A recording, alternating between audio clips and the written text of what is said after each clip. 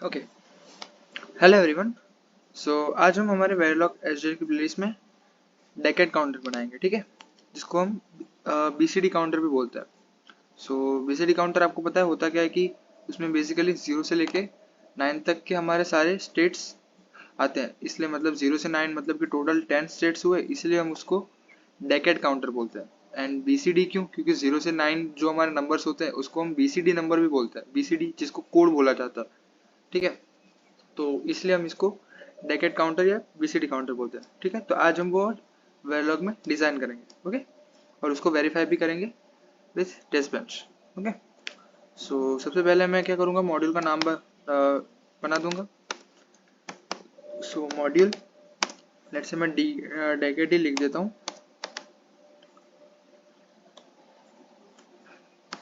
Decade underscore counter. अब हमारे पास input output होंगे। सो डेकेड काउंटर बेसिकली करता है क्या है कि आपका 0 से स्टार्ट होगा और 9 स्टेट तक जाएगा, 9 नंबर तक जाएगा, और जब तक नंबर 9 नहीं आ जाता तब तक वो इंक्रीमेंट बाय 1 करता रहेगा, और जैसे ही वो 9 आ गया वापस वो रीसेट हो जाएगा, मतलब कि वापस 0 स्टेट पर आ जाएगा, ठीक है। तो यही लॉजिक हमें इधर लिखना है। सो उसके लिए हम सबसे पहले यहाँ पर इनपुट आउटपुट डिक्लेयर कर देते हैं। इनपुट हमारे होंगे क्लॉक, रीसेट, एंड आउटपुट को हम लेट से एक आउट लिख देते हैं, ठीक है। तब इसको हम डिक्लेयर कर लेते हैं, इनपुट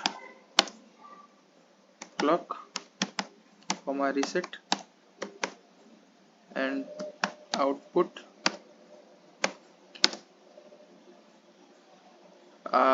हमारा काउंटर काउंट कर रहा है, ठीक है, मतलब कि 0 से लेकर 9।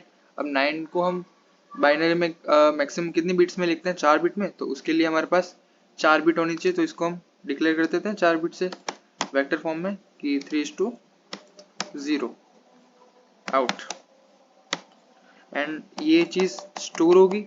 सो आउट को हमें रजिस्टर डेटा टाइप में लिखना पड़ेगा, रज, ओके। सो अब हमारा जो काउंटर है वो इनिशियल कौन सी स्टेज, इनिशियल स्टेज में कहाँ पर होगा, तो वो डिक्लेयर करना पड़ेगा। तो उसके लिए मैं लिख देता हूँ initial out equals to 4-d 0 पर ही रखते हम, तो 4-d 0, ओके। नाउ हम हमारा ऑलवेज ब्लॉक यूज करते हैं, @ हम इसको हम हमारी पॉजिटिव एज पर काम करवाएंगे, ठीक है, process clock. Then multiple statements आएंगे हमारे पास, इफ एल्स यूज होगा तो वो किसके अंडर आएगा, बिगिन और एंड के। सो बिगिन हम करेंगे एंड लास्ट में एंड कर देंगे, ठीक है। इसी के बीच में हमारा कोड की मेन बॉडी आएगी, ओके। नाउ अब हम क्या करेंगे कि अगर हमारा जो काउंटर है वो उसमें अगर रीसेट पिन 1 हुई तो हमारा काउंटर कहाँ पर चला जाएगा, रीसेट स्टेट में, मतलब कि 0 पर चला जाएगा। और अगर रीसेट 0 हुआ तो क्या होगा, तो मतलब कि इफ रीसेट, तो आउट क्या होगा, नॉन ब्लॉकिंग असाइनमेंट यूज करेंगे हम, 4-d 0, ओके। तो ये तो हो गया इफ का। और अब हमारे पास रीसेट 0 पर भी, रीसेट 0 पर क्या होगा वो सोचते हैं। अगर रीसेट 1 हुआ तो हमारा आउटपुट 0 पर चला जाएगा, लेकिन अगर रीसेट 0 हुआ तो क्या होगा, तो हमारे पास दो चीज़ें हमें करनी है। एक तो हमें जो आउट है हमारा आउटपुट आउट, उसको हमें एक एक बढ़ाते जाना है, और जैसे ही वो नंबर 9 पर पहुंच जाए वहां से हमें उसको वापस 0 पर लाना है, ठीक है। तो हम यहाँ पर नेस्टेड इफ मतलब कि एल्स इफ यूज करेंगे। तो इफ तो मैंने लिख लिया, अब लिखेंगे हम एल्स इफ ब्रैकेट में हमारा जो आउट है, आउट इक्वल्स टू क्या होगा, 9, 4-d 9 होगा। तब हमारा आउटपुट कहाँ चला जाएगा, वापस 0 पे, ओके।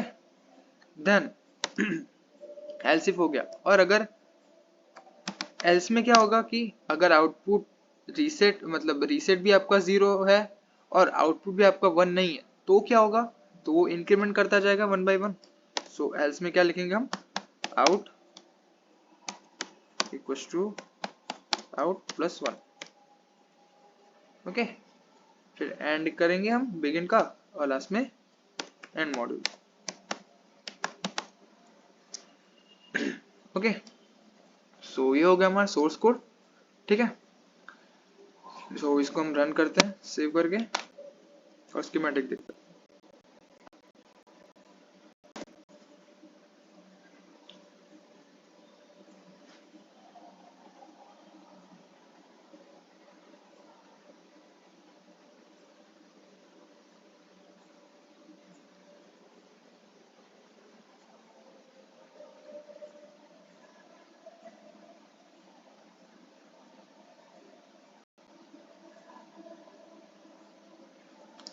ओके, सो ये हमारा स्कीमेटिक, जिसको हम अगर ये खोले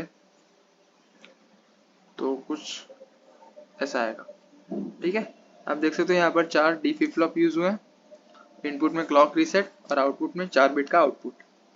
ठीक है, सो ये हमारा स्कीमेटिक। अब हम हमारी टेस्ट बेंच पर आते हैं जो कि हमें वेवफॉर्म बताएगी। तो सबसे पहले मैंने क्या किया इसमें कि मॉड्यूल का नाम दे दिया, देन इनपुट को रजिस्टर से और आउटपुट को वाया से डिफाइन किया, देन इंसर्शन किया और उसके बाद मैंने इनिशियल ब्लॉक यूज करके हमारी क्लॉक को इनिशियलाइज कर दिया। ठीक है, जैसे कि इनिशियल बिगिन, देन क्लॉक मैंने सबसे पहले 0 दिए, फिर मैंने फॉर एवर लूप यूज किया क्योंकि क्लॉक को हमें हर एक सेकंड, 1 नैनो सेकंड के बाद हमें टॉगल करवानी है।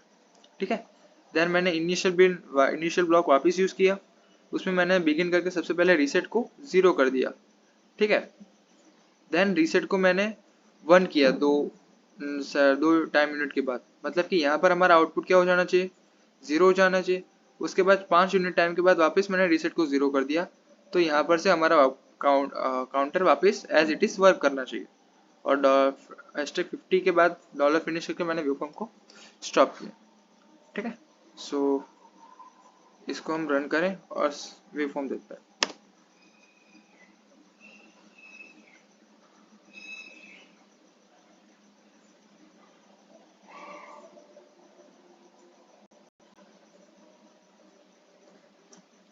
ओके, सो यार ऐसा कुछ आएगा हमारा वेवफॉर्म। ठीक है, जिसमें आप देख सकते हो सबसे पहले जब क्लॉक की फर्स्ट पॉजिटिव एज नहीं आई है, वहां पर हमारा आउटपुट क्या आ रहा है, 0, क्योंकि मैंने इनिशियलाइज पहले ही कर दिया था। देन जैसे ही हमारी फर्स्ट पॉजिटिव एज आई, वहां पर हमारा आउटपुट इंक्रीमेंट बाई 1, मतलब कि 1 हो गया। देन उसके बाद सेकेंड पॉजिटिव पर हमारा क्या आउटपुट 0 हो गया, क्यों, क्योंकि रीसेट पिन 1 हो गई है।